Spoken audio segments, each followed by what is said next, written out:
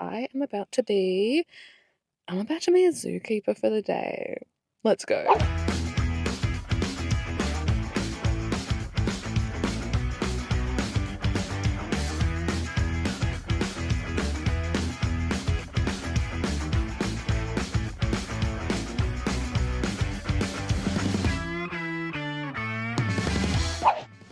The iconic Aussie experience.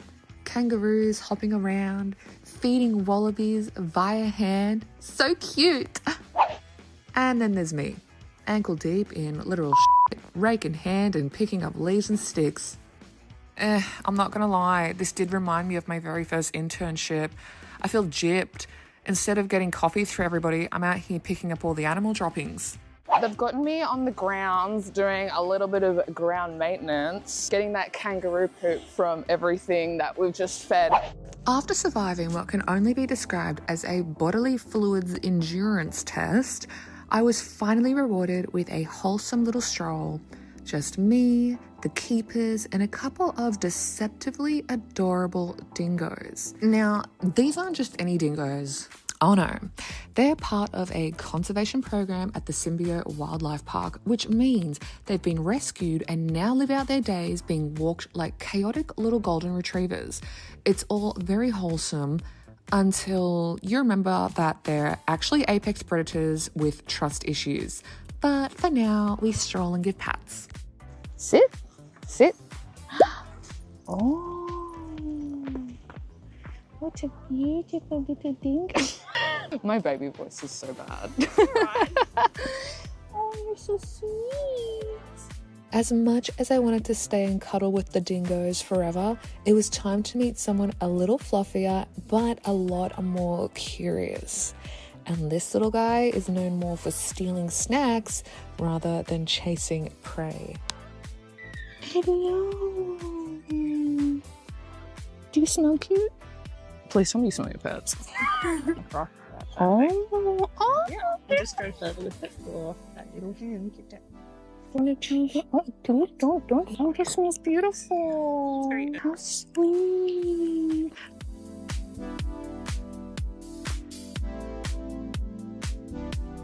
One minute, I'm delicately feeding a red panda like a princess in a Studio Ghibli film.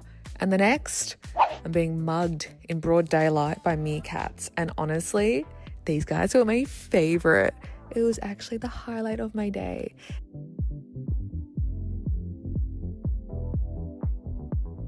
And listen closely to their little growls.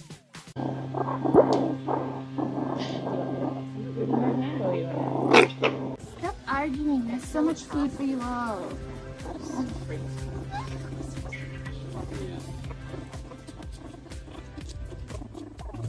Okay. Oh my God. Relax. Ow. Okay. Oh my God.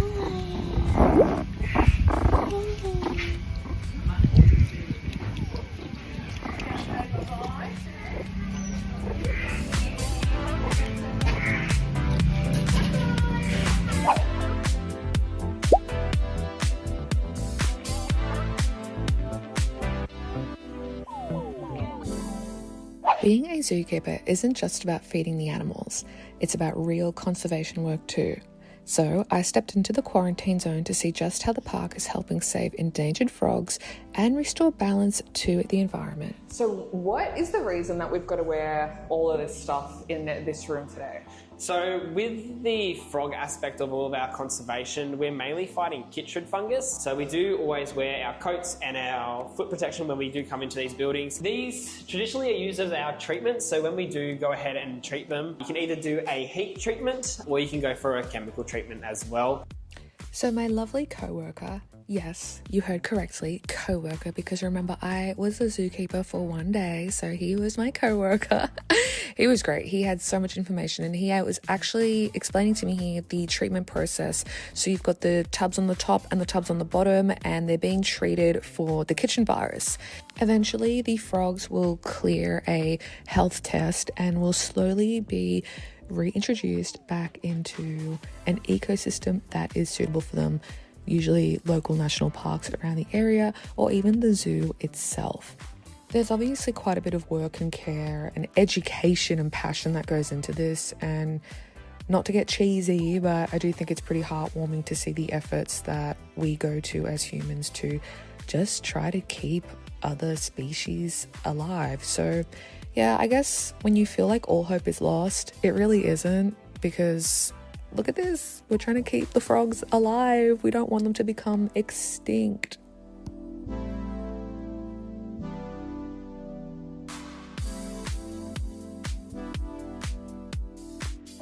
And if you're looking at this thing and you're like, what is that little gremlin?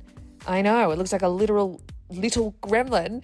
It's actually a pygmy marmoset. So here I am just spooning some acacia gum into like a little tree log here to encourage them to eat in a habitat or an environment that's as close to what they naturally would have in the wild.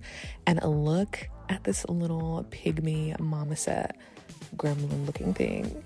Would you believe she just gave birth? She is so tiny and snatched. These little pygmy monkeys are actually found all around the Amazon rainforest in South America, same region as my parrot. So, you know, I sort of feel like we go way back a little bit, even though we just met. It's like twin flame stuff, you know? And there are all her children. So cute.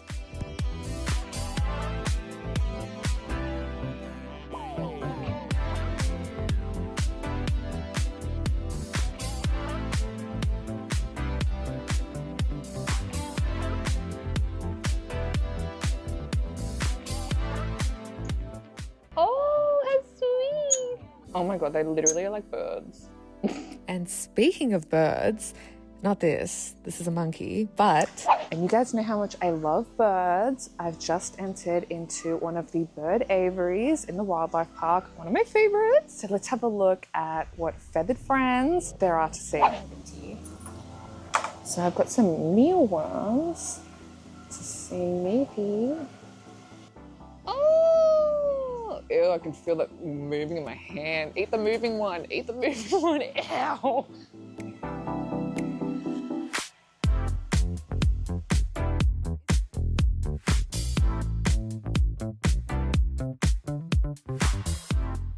So beautiful. Oh, I love you. I don't think you guys understand just how much I love sulfur-crested cockatoos. I yearn for one in the way that some people yearn for a baby. I love them so much. This guy here is Australia's most venomous and poisonous snake, extremely dangerous, and I am looking at him from outside the glass. But guess what? I went inside and fed him too.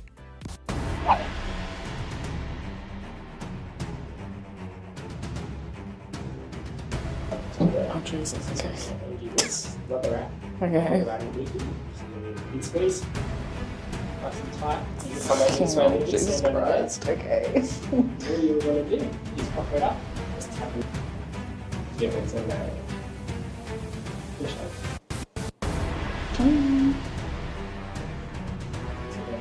Oh!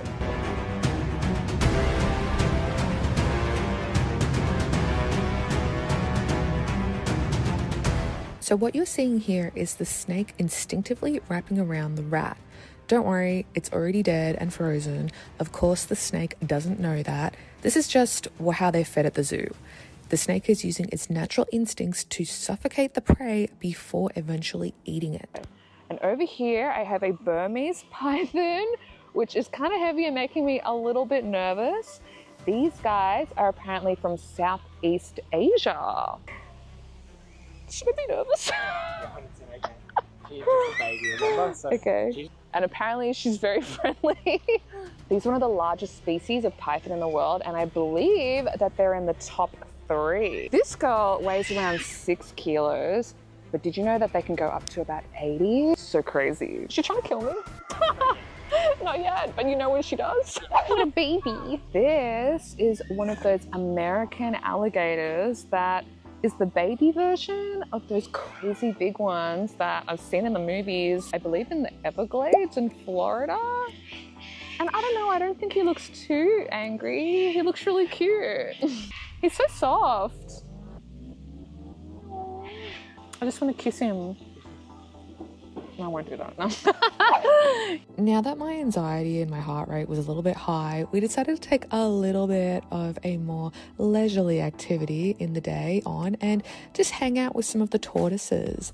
So what we do as zookeepers is we just take them out, let them sit on the grass. If there's clovers around, they love to eat the clovers. They're great for natural weed control. And we just sit and chill with them, and it's actually a very sweet time to be had.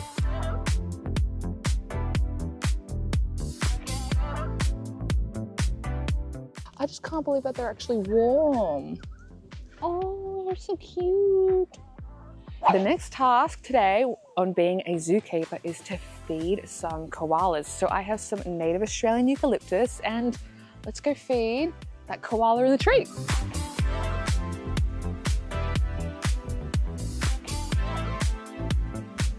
I think she looks hungry. Here we go. Oh, how cute.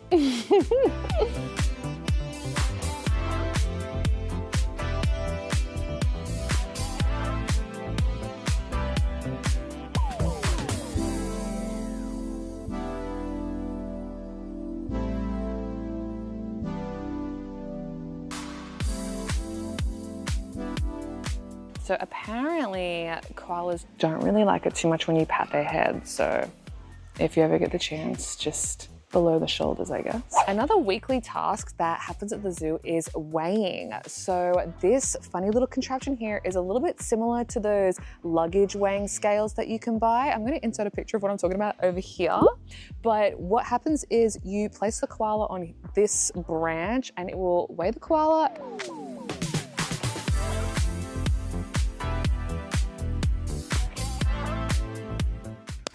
And she is about 6.5 kilos.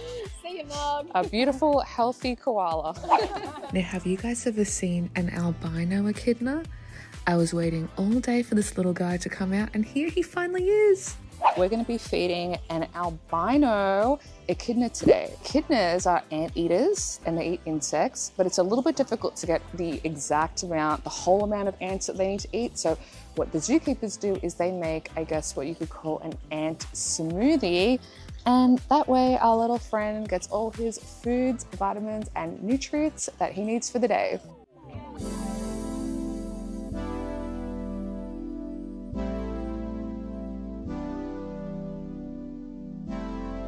And so if you're watching this video and you think that you want to be a zookeeper as well, just know that at the end of the day, you're going to have to do a little bit of poop scooping. But hey, it's all part of the job and it's all in a day's work, right? Thank you guys so much for watching and hope you enjoyed today's video on me being a zookeeper. As always, I'll see you guys in my next video. Bye.